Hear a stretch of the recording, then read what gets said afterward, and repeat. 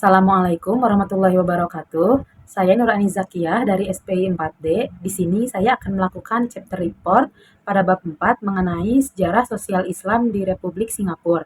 Langsung saja pada pembahasan yang pertama, yaitu mengenai nama dan sejarah negara Singapura. Kata Singapura, Tumasik atau Temasik, sangatlah tidak asing di telinga masyarakat Nusantara, karena nama tersebut merupakan nama sebuah wilayah yang berada di Semenanjung Melayu, yang sekarang menjadi negara modern di Asia Tenggara. Singapura juga menduduki peringkat ketiga dalam keuangan dunia. Singapura juga sangat berperan penting bagi perdagangan internasional.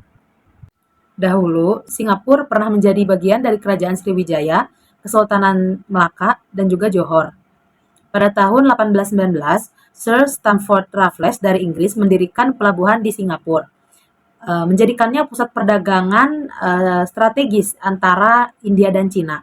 Lalu Singapura menjadi koloni Inggris resmi setelah perjanjian Inggris-Belanda pada tahun 1824 yang membagi wilayah Melayu antara Inggris dan juga Belanda. Lalu pada Perang Dunia Kedua, Singapura diduduki oleh Jepang dari 1942 hingga 1945. Setelah perang, Singapura sempat bergabung dengan Malaysia pada tahun 1963, namun kemudian memisahkan diri dan merdeka sebagai republik pada 9 Agustus 1965 di bawah kepemimpinan Lee Kuan Yew. Lanjut kepada pembahasan selanjutnya mengenai geografi dan iklim di Singapura. Singapura pada dasarnya merupakan sebuah pulau tropis yang berjarak 1 derajat di utara Khatulistiwa.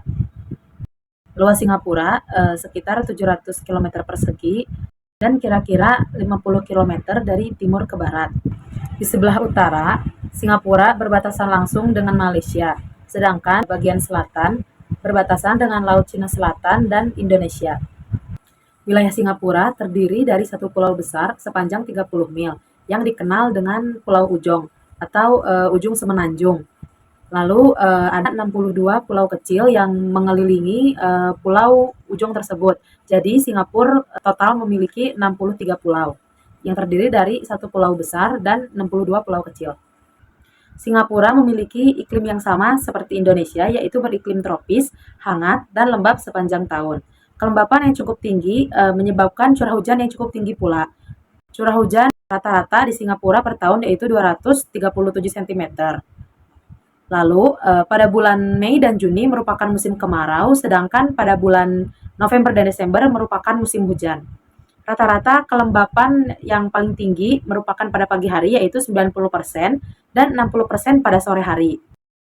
Materi selanjutnya yaitu mengenai demografi, bahasa, dan agama yang ada di Singapura. Singapura merupakan negara terpadat kedua di dunia setelah Monaco. Mayoritas penduduk Singapura berasal dari etnis Tionghoa, Melayu, India, dan keturunan Asia lainnya. Sebanyak 42% penduduk Singapura yaitu dan pelajar atau mahasiswa. Bahasa nasional Singapura yaitu bahasa Melayu, seperti tercermin pada lagu kebangsaan mereka yaitu Majulah Singapura. Namun dalam percakapan sehari-hari, mereka atau orang Singapura biasa menggunakan 4 bahasa, yaitu bahasa Melayu, Inggris, Mandarin, dan bahasa Tamil. Bahasa yang paling sering digunakan di sana yaitu bahasa Inggris yang sedikit bercampur dengan bahasa Melayu atau biasa disebut dengan Singlish atau Singaporean English.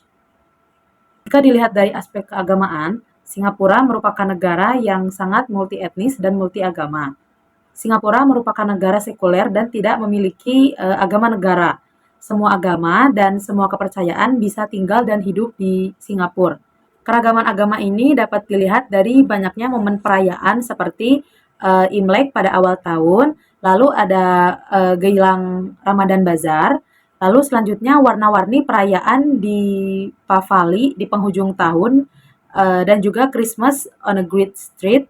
Banyaknya agama di Singapura didukung oleh konstitusi Singapura yang menjamin kebebasan beragama bagi setiap individunya.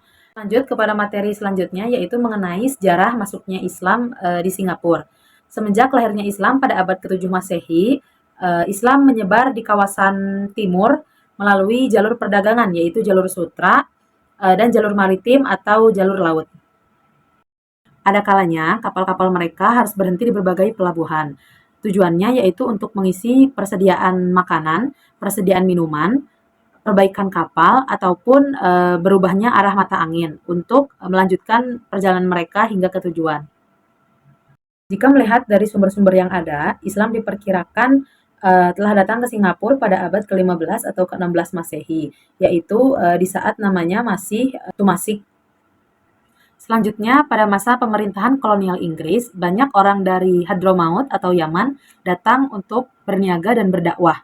Salah satunya seperti Syekh Abu Bakar Toha Al-Sagof, yaitu beliau ini dari Hadramaut dan setelah menyantri di Masjidil Haram, beliau datang ke sini untuk berdakwah. Lalu pada tahun 1927, beliau datang untuk kedua kalinya dan memutuskan untuk menetap di Singapura.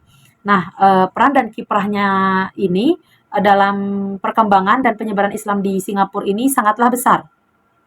Setelah beliau menetap di Singapura, yang pertama kali beliau lakukan adalah membuka lembaga pendidikan Islam, yaitu Madrasah Al-Junaid. Lalu melalui lembaga ini, Islam berkembang, Islam menyebar ke seluruh tanah Singapura. Pengabdian beliau ini berlangsung hingga beliau wafat pada tahun 1956. Secara garis besar, Muslim Singapura terdiri dari dua kelompok, yaitu pertama Muslim Melayu, yang kedua itu Muslim Migran, yang berasal dari Jawa, Sumatera, Bugis, India, dan Arab. Mayoritas Muslim di Singapura yaitu menganut mazhab Sunni Syafi'iyah, dan sebagian kecilnya menganut mazhab Hanafiyah, Syiah. Ada juga kelompok di luar tersebut yaitu Salafi dan Ahmadiyah.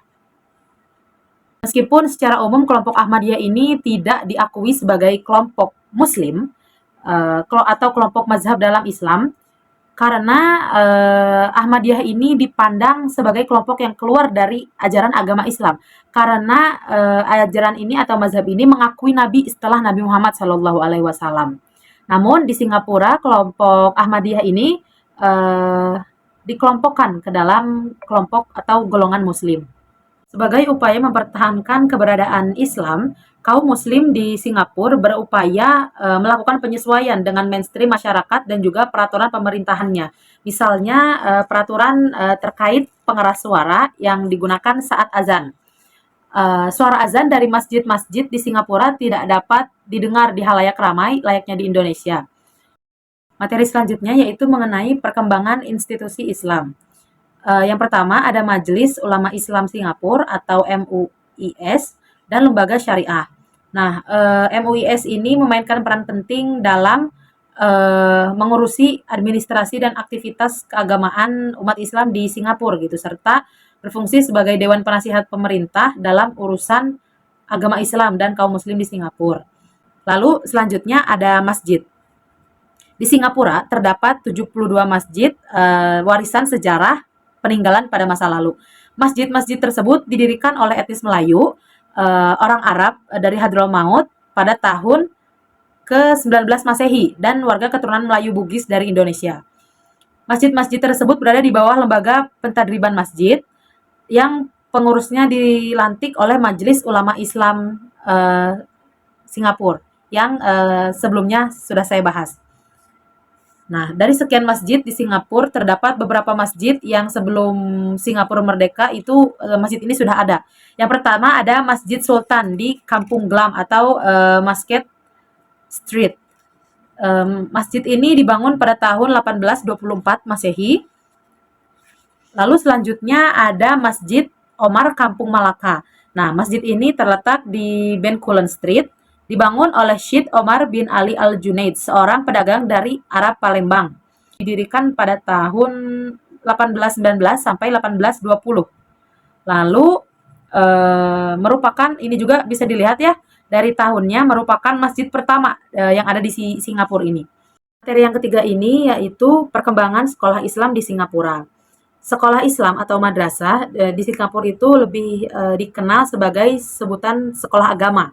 Nah, sekolah agama ini sebenarnya sudah ada sejak masuknya Islam pada awal abad ke-15.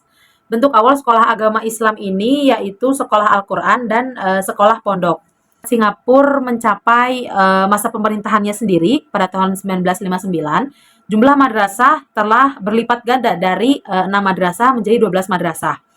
Dan siswa yang belajar di lembaga tersebut juga semakin membengkak jumlahnya selama periode penggabungan antara Singapura dan Malaysia pada tahun 1963 hingga 1965. Dengan jumlah tertinggi mencapai 28 sekolah sekolah agama atau sekolah muslim pada tahun 1962.